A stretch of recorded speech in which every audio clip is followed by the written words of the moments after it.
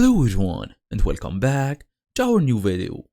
Well, you forgot to hit start on your work. Your Garmin might have saved it anyway. So in today's small tutorial, we're gonna go through how to turn on auto activity tracking in Garmin Connect app in 2026. So fast and easy as usual.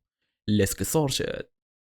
So this can be used using an Android or iOS, it doesn't really matter, just make sure your app is fully updated and all of this.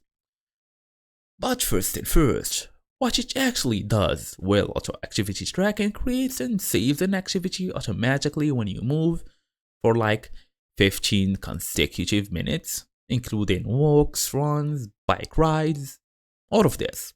If your watch detects movement, it fully logs it. So you can also sync later and the activity appears in your timeline even if you never pressed start.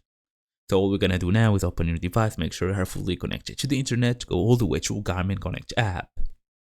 Now it's time to log in using your email address and password to access this dashboard. You're gonna go and tap on this three dot menu or more. Then go all the way and look for Garmin devices, then select your watch from here.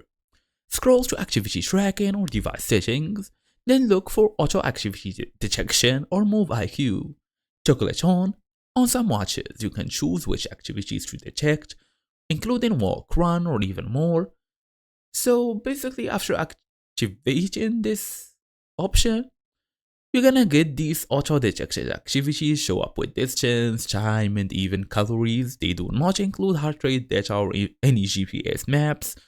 They are basically just basic stats, but it is better than missing a whole workout entirely. So make sure you sync your watch and forget to hit start, because basically Garmin will fully remember this. Thank you all for watching and I will see you all in the next video.